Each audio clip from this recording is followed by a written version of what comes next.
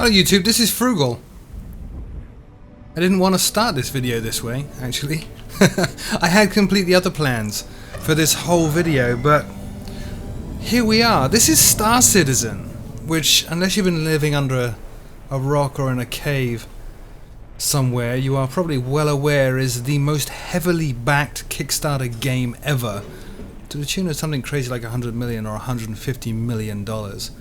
And it is from Chris Roberts, the guy that gave us Wing Commander and Privateer and all those great titles in the 90s, really around the birth of PC gaming. And he said in an interview a while ago, and I'm not paraphrasing this, I don't remember it very well at all, but I remember he said something along the lines of he always wanted to make Star Citizen, he always wanted to make a space simulation, but technology was never at the level where he could, and what he wanted in that was a persistent multiplayer, multi-pilot universe where everybody interacted with everybody else, a bit like Elite Dangerous, I guess, in some respects, but with more of a focus on action than I guess Elite Dangerous has. And in terms of the simulation aspects, he wanted to simulate fictional spacecraft. So the spacecraft would have thrusters, and they would have systems, and they would have all sorts of stuff going on them, and if one of those systems got targeted and destroyed in combat, then it would have the correct effect on the flight model of that spacecraft. So take out some of the stabilizing thrusters, for example, it might start spinning, all sorts of stuff like that. Anyway, the reason I didn't want to start this series this way is I've been watching Star Citizen for a long time. Hello, that's a person. Wow. I've been watching Star Citizen for quite a long time to see where it goes, and never bought into it because it has some controversy around it, which I'll get onto in a little while when I get out of this. But since I decided to buy into it, and that's really what I wanted to make this video about, how I decided to buy into it, and the things I had to go through, the steps I had to go through to learn what to do and how to get in and what would be the most appropriate investment. The controversy is that, my God, not a controversy, I got kind of lost in the graphics here, which kind of leads me back to what I was going to say. Ever since I bought into this, I've never been able to do what you're looking at right now. It's always crashed for me, it's never actually run. So this is a little bit of a shock. I guess they released an update or a patch, and for me at least, now it works. But anyway, as I was saying, and rambling before I got lost, I wanted to do a series walking through why I chose to get into this, how I got into it, and some of the controversial bits involved in that, such as the costs. And those are something I've been thinking about a little bit as well. I wanted to talk about them. Anyway, this is Port Olisar. In the verse, as they call it, they have a really cheesy name for everything, and the verse is the name of this, the universe. In the verse, this is one of the starting places, and you can come here and grab your ship. Holy cow. And go flying. It's a little jerky. I have all the graphics completely maxed out. As I said, I haven't played this before. I've never got this far. So I'm at once a little bit in awe of how amazing and splendid it looks, and at once regretting the fact I don't have a proper mouse attached. I'm using a trackball, which is why I tend to turn in steps like that. And a little bit blown away by just how cool this is. That's another player looking at me. Hello. How are you? I've been watching The Flash and the Green Arrow lately, and this guy opposite strikes me as one of the bad guys in The Flash. He's going to rush at me in a minute and rip my heart out. This I don't even know how to do, so I think it's going to be F key. Yep. This is where I would get my spaceship. And E key? F key? There it goes. That's my spaceship.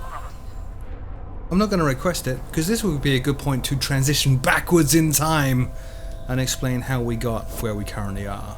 See you in a minute. So here we are. This is how it all began, in a web browser, which seems strange to put on the Frugal Sim channel, but trust me, it'll make perfect sense. This is the home of Star Citizen, robertspaceindustries.com, and as I said, it's probably the most heavily backed, kickstarted game in the history of the universe. I'm not sure they have Kickstarters on other planets, so I think it's safe to say it is the most heavily backed Kickstarter project in the entire universe. And it looked incredible, but the thing that kind of scared me off, and the thing that's grabbed a lot of press, is this. See, look, here's not this. I'll show you the bit. There's this in a minute, but here we go. This is Chris Roberts' quote. "I don't want to build a game. I want to build a universe." From the mind of Chris Roberts, acclaimed creator of Wing Commander and freelancer come Star Citizen, 100% crowdfunded, aims to create a living, breathing science fiction universe with unparalleled immersion. And on it goes. This is what intrigued me. Star Citizen and the flight stuff. First of all, first-person universe, great. Your choices matter, great. The next generation of space flight, real physics. Star Citizen ships don't just look good, they fly in accordance with a detailed Newtonian physics engine. Many people don't realize that. Star Citizen in its current form, in its alpha form, is very much a shoot-'em-up and a griefing environment where people run around killing each other and stealing their spaceships. But it actually has a full Newtonian physics engine and full rigid body simulation of all spacecraft. If it flies in Star Citizen, then the developers have figured out exactly how and why. So you have an intelligent flight control system, thruster coupling and vectoring. You aren't flying an airplane, it says. Switch to any number of alternative flight modes to maneuver like a true spacecraft. Reverse thrusters to stop dead in space, strafe in any direction, even disable IFCS altogether for a complete 6 degrees of freedom control over your ship. Also simulates G-force and its effects on the spacecraft and on you. And then in addition to that, there's all this stuff, multi-crew and capital ships. Ships very, very large that you can take a whole bunch of friends on with you, and they can each man a station on board that ship. You know, somebody could be a gunner or a medic, or somebody could be trying to keep your systems up, another guy piloting it. It's an incredible make-believe simulation. It's just incredible. And that's what was intriguing me. But the bit that scared me is up here. And this is well publicized. That in Star Citizen, when the game finally releases, you'll be able to earn money in the game by trading or mining and doing all that usual space gamey stuff. Sim? Game? I keep calling it game. But until then, the spaceships that you fly, you buy. That's the terrifying bit. And this is why it took me a little while to get started. Let's go look at game packages. This is how you get into Star Citizen. So there's a starter here, and this package would give you, for $30, it would give you an Aurora MR. And it would give you a self-land hangar. We'll get onto hangars in a minute. A manual, some money in the game download, and Squadron 42 download, which is the single-player game. Star Citizen is the multiplayer game. No, this is sold out, albeit digital. It's sold out. So that's interesting, and that looks great. I don't know what exactly an Aurora MR is. Well, I do now. I didn't at the time. But then you scroll down here and you see, oh, hello. I can get an Aurora CL, which is double the price. Or I can get a Cutlass Red for 4 times the price. Or I can get a Mustang Beta for nearly double the price. Let's click on Cutlass Red and see what we get in that package for $135. Hello? Hangars. A different hangar. The other one was a self-land hangar. See, that's another thing. The hangar where your spaceship is stored in this virtual make-believe universe is yours. You buy it. And you can buy it as part of a starter package, or you can spend physical real monies and buy this virtual make-believe doesn't actually really exist hangar separately. So that's the thing that was both at once terrifying and intriguing. You know, how can they justify spending all this money on all these things? And then I was thinking about it for some weeks as I prepared to make this video, hopefully one day being able to log into the game, as you just saw right now can, thinking, is this so outlandish? Well, let's look at this again. This is a starter package, so it gives me a hangar, the game soundtrack, the manual, a map, 2 versions of the game, single player, multiplayer, another manual, insurance on my spaceship when the game actually launches, and extra money. So, what that means then, you know, for a package, $135 to play a video game, it's a little pricey, but you've just seen that you can get into the game for $30 and you get a starter spaceship and everything else. And then I found that you can actually buy the spaceships on their own, outside of a package. So let's look at the... everyone's going nuts over the Sabre. Excuse me right now, but let's go and look at this Gladius here. $90, right? $90. So let's go and look at the specs and options on the Gladius. It's an older design, been updated over years to keep track with modern technology, and it's a fighter, right? So here's the concept art for it, and it's very sexy and sleek looking. Quite appealing, actually. I nearly bought this when I got started, and it has all the detailed specs on it down here. And a standalone ship is going to cost you $90. But that $90 is going to give you a hangar. So you're not just buying the spaceship, you're actually buying the spaceship plus a different place to store them. Or you can upgrade to this ship. So that's a cost to change your ship into this ship. So the ship I currently have is an Aurora LN. I'm currently logged in, so there it is. And I want to upgrade to the Gladius. So my upgrade is going to cost me $55. So then when you start thinking about it like that, given that Roberts Space Industries and Chris Roberts, the brain behind this game, want to make an accurate space simulation, you could really think of Star Citizen almost as FSX or as prepared, right? And so what you're paying for here are the aircraft that you would fly in FSX or prepared. Put it in that context, and although it's still completely ludicrous to explain to your wife why you're going to spend $100 or so on something make-believe that doesn't actually exist, it's actually not that different from what we already do in simulation.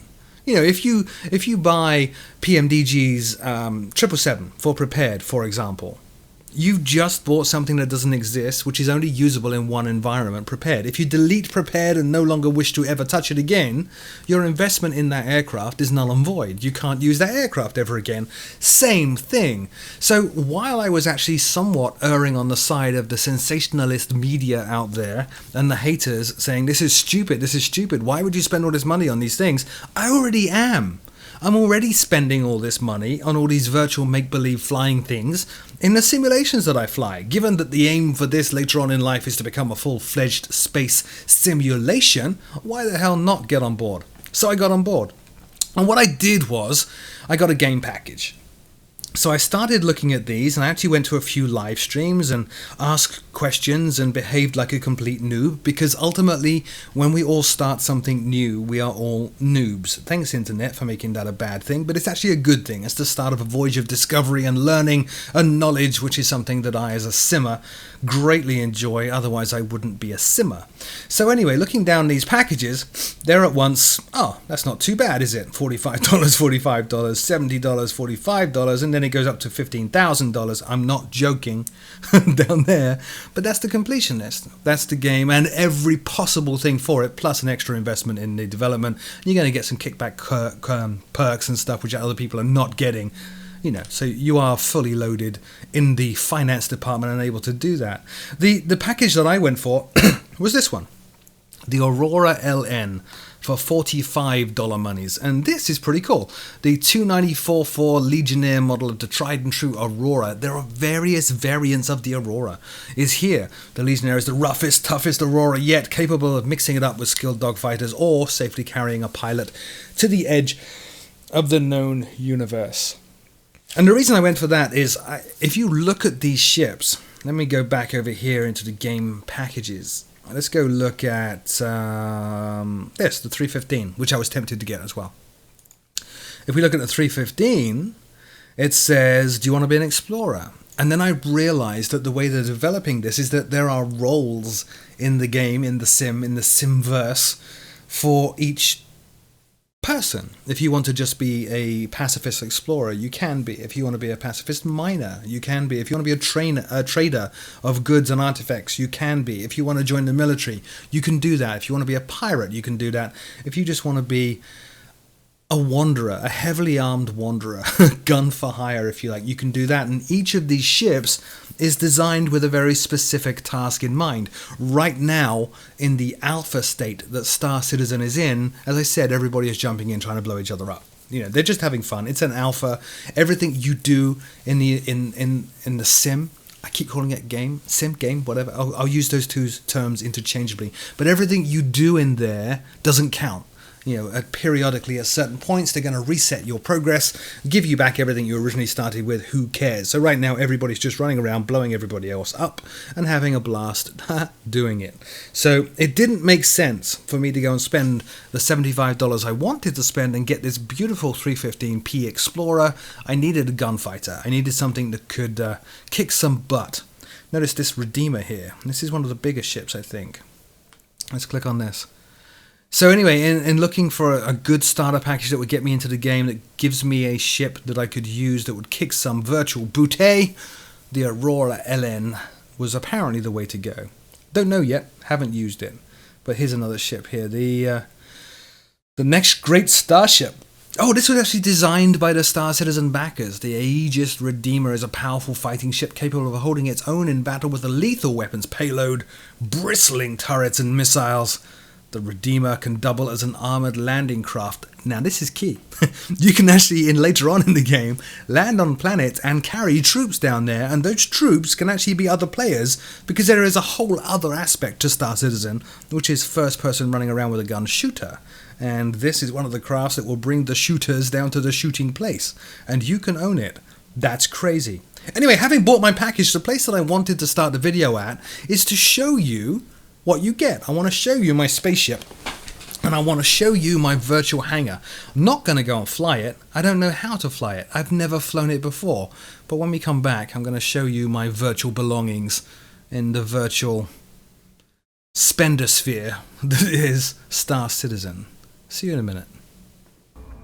Check this out. This is my hangar. This is my hangar in Star Citizen. This is mine. Frugals. This is it. You'll never see my excellent cabin crew just brought me a coffee. Thank you. This is mine. I will never see another player here. This is where I store my spaceships. And this is where I first started out. Having bought my starter package, the first place I went to, because I couldn't get into the game until about 20 minutes ago, was here to see what all the fuss is about. And you can spend money, and I understand when the game launches. Right now they're trying to get money to make a game, but when the game launches, you'll be able to earn money in the game, and I think you can earn that money in the game. Why is my guy crawling? He's like 2 foot tall. Or no, he's not. It's just this hangar is so immense it makes you feel like you're walking on your knees, I guess. But you'll be able to spend virtual money and upgrade this to one of the other. I think there are 4 different types of hangar currently in total. The attention to detail in here is why I wanted to show you around, and then I'll show you my spaceship, my Aurora LN, which I've never flown, over there in a minute. But look, crates here, no biggie, we get those in any first person shooter, but this isn't a first person shooter, this is just a place for me to look at my spaceships.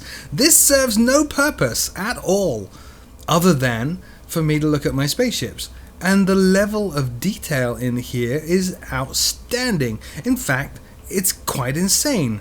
Look at the reflection on these buckles as I move around here, and that case. See the light glinting off the different surfaces? Pretty cool. Wonderful texturing there, making that look like the material that it is. And I was wandering around, and I think I came over here, and I wanted to look at this screen, and I could look at this screen, and that's very interesting, but there's nothing going on. So then I thought, what's this screen? And I went in here.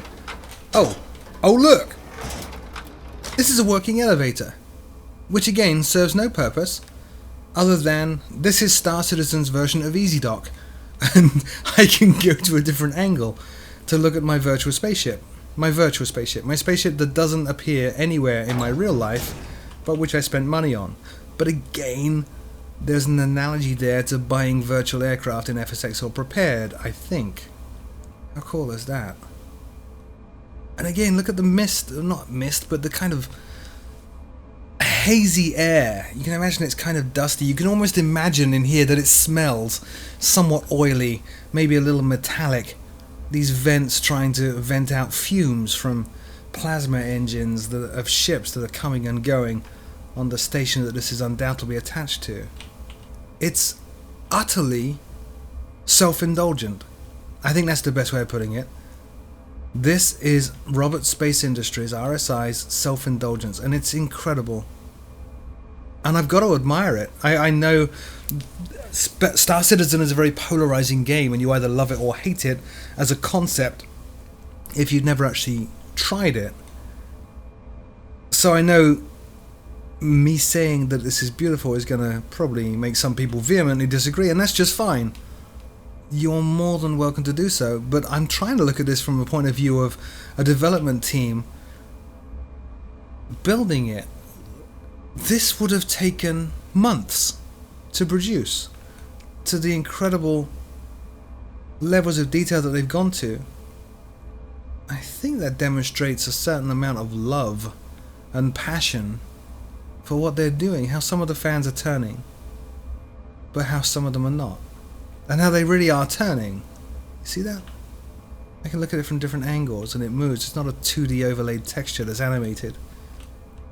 Pretty cool. Let's go look at my spaceship, because the spaceships are an environment as well. You can imagine with the bigger spaceships a much bigger environment, but you can actually get in this and you can walk around this and do all sorts of lovely stuff. Now, the first time I got in my spaceship, I actually obviously went to the pilot seat and got in. I don't remember the key to get out of the pilot seat, so I'm not going to do that until the end of the video. This is bonkers.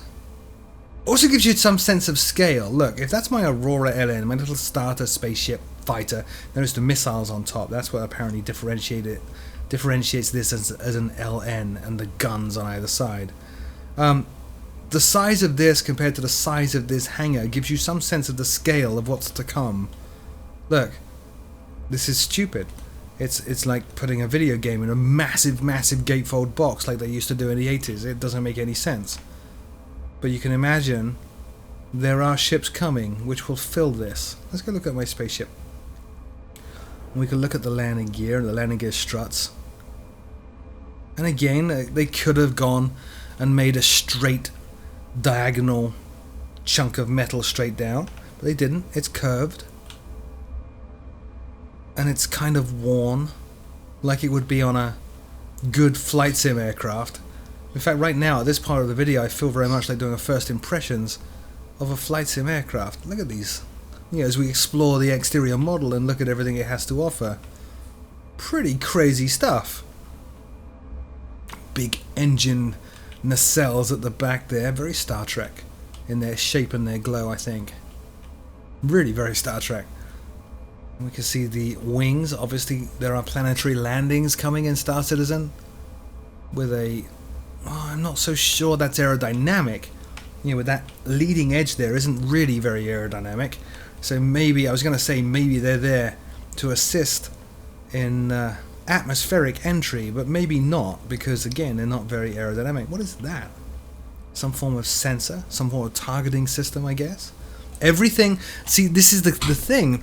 I can walk around this and I can look at all these things and say, I wonder what that is, I wonder what that is, because that's a valid question to ask, because of the simulation aspect or the simulation goals of Star Citizen. Everything you're seeing here actually does serve a purpose, just as it would on a real aircraft. If I explore an A2A Cessna, I can show you flaps, and I can show you gear, and I can show you flap seals, and I can explain to you what all of those things do and why they're important.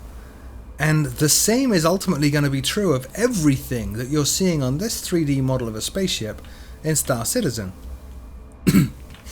They also have a purpose. They can all be damaged. They can all be destroyed. They will all affect how this craft handles. This is the entrance. There are two, one on each side. I think it's the E key. No, it is the F key. And it opens. And they could have taken the easy way out there and just blanked the screen out and then brought it back and you're sitting in the spacecraft, but they don't, because this is a 3D and explorable environment. Now, it is an alpha, it is a little bit buggy. I did find it's quite easy in places to have a moment where you kind of clip through everything, but by and large, it's pretty cool. I'm going to show you the pilot seat in a bit. We'll get there in a minute. But look, this is a proper 3D self-contained environment, and it's mine, so I can do stuff if I can get the pointer in the right place. Like I can click to use... Oh, I did it! Here we go. Now I'm in the pilot seat. I was a little bit too far back. I was trying to get that little hatchway behind the pilot seat because that leads to your sleeping quarters, but now here we are, running through the animation that starts this puppy up. Can't fly it out of here. Don't really want to fly it out of here, but now I'm in control. This is the pilot's view. Very sparse cockpit, and a very glass cockpit. Not because of all these sheets of glass here, but because of these displays. This one and this one. 4 displays in total that are providing all the information I need to fly, plus a heads-up display in my helmet, which is kind of cool. Now, let me see. Shift F, Control F, Control F. So he's going through a pseudo shutdown, then we have an animation. And I squeeze past my chair here By the way, this is going to support, if it doesn't already, Oculus Rift, which makes it crazy. This is my bedroom in my spaceship. It's mine. Nobody else could fit in here, but this is it. This is kind of cool. If you can imagine doing this with Oculus Rift at this point, you're in bed, and wherever you look with the Rift, you're in your sleeping quarters in this spaceship that is all yours. Let me see if I can get out of here. Control F once again. And we have an animation. I think. No, we're just... Oh, we are going to get up. Okay, good, good. Mind your head. Oh, it's a bit of a squeeze. No Wookiees allowed in here. And that is, as the video title says, my first steps in Star Citizen. I hope that was clear. I wanted to explain how I got here, why I got here,